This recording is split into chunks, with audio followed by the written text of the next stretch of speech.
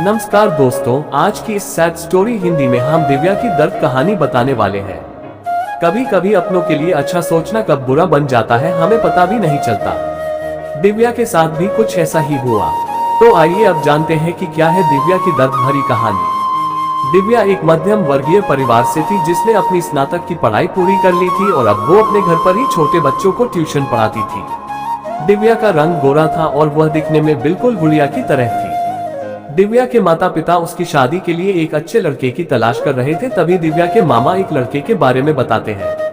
वो कहते हैं कि लड़का का नाम सूरज है, वह किसी कंपनी में मैनेजर के पद पर है और महीने के 80,000 कमाता है। दिव्या के माता पिता ने लड़के की फोटो देखी तो उन्हें लड़का पसंद आ गया। जब दिव्या की मां ने दिव्या को लड़के की तस्वीर दिखाई तो दिव्या ने कहा, जब आप दोनों को लड़का पसंद है तो मुझे भी पसंद है।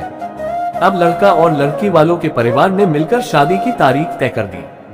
दिव्या के माता पिता बहुत खुश थे कि उनकी बेटी की शादी एक अच्छे घर में हो रही है।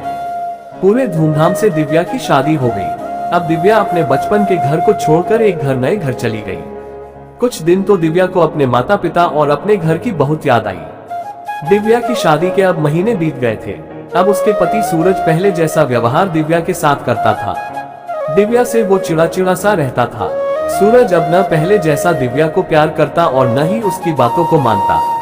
दिव्या को समझ नहीं आ रहा था कि वो क्या करे।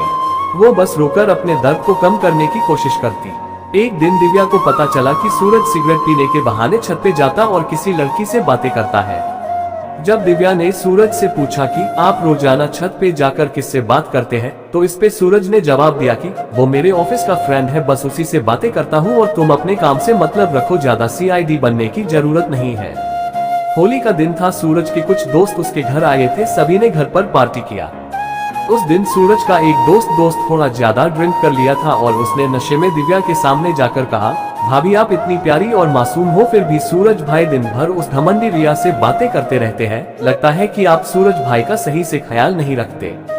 ये सुनकर दिव्या का शक अब हकीकत बन चुका था। अगली सुबह जब दिव्या ने सूरज से पूछा कि ये रिया कौन है और क्या लगती है आपकी, सूरज ने बोला, मैं तुम्हें क्यों बताऊं। दिव्या ने बोली, मैं बीवी हूँ आपकी। बोली। सूरज ने बोला, देखो तुमसे पहले वो मेरे लाइफ में आई। दिव्या ने बोली, तो फिर मुझसे शादी क्यों किया। सूरज ने बोला, बस तुम अच्छी लगी इसलिए शादी कर लिया। दिव्या ने बोली, अब तुम देखना मैं उस कामिनी लड़की को कैसे सबक सिखाता हूँ। रिया को कब दिव्या ने कामिनी कहा तो सूरज ने गुस्से में दिव्या को बहुत मारा और उसे कमरे में बंद कर दिया। दिव्या के सास को सब पता था, फिर भी वह अपने बेटे के सामने एक शब्द भी नहीं बोलती थी। शाम को जब सूरज आया तब उसने रूम का दरवाजा खोला। उस दिन दिव्या की तबीयत खराब हो गई, फिर भी उसी हालत में उसने खाना बनाया। दिव्या ये सारी बातें अपनी माँ को बताना चाहती थी, लेकिन चाहकर भी वह नहीं बता पा रही थी, क्योंकि वह जानती थी कि अगर उसके माता पिता को ये सब पता चलेगा तो वह परेशान हो जाएंगे। सूरज अब दिव्या के साथ नौकरानी जैसा व्यवहार करने लगा। छोटी छोटी बातों पे उसे मारता। दिव्या अब धीरे धीरे डिप्रेशन का शिकार होने लगी। उसके दिमाग में गलत ख्याल आने लगे। अब न वो समय पे खाना खाती और न ही किसी से बात करती। आखिरकार एक दिन दिव्या ने रूम में फांसी लगाकर आत्महत्या कर ली। दिव्या ने आत्महत्या का कारण किसी को नहीं बताया, लेकिन उसके सास को पता था कि दिव्या ने आत्महत्या क्यों किया। दूसरी तरह दिव्या के माता पिता का रो रो कर बुरा हाल हो गया। दिव्या की मां ने पुलिस को आत्महत्या कारण उसके ससुराल वालों को बताया।